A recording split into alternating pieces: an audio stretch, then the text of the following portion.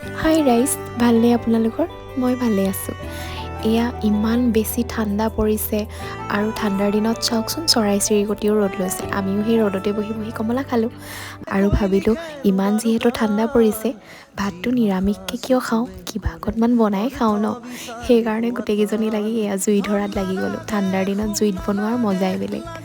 আৰু এইফালে আমি অকণমান কিবাকিবি আনি ল'লোঁ আৰু বহুত বেছি একো নাই, খানা বুলিও নহয়, মানে জাষ্ট দুপৰীয়াৰ ভাতকেইটা খাম আৰু কিবা এটা বনাই।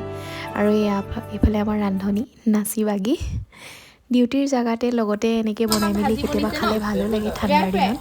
আৰু এইফালে মাংস ড্ৰাই ফ্ৰাই হৈ গ'ল।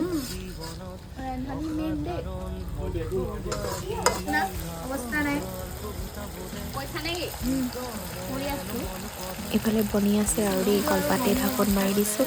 আৰু এয়া আমাৰ একদম লাষ্টত খাবলৈ কিন্তু ধুনীয়া হৈছিল দেই।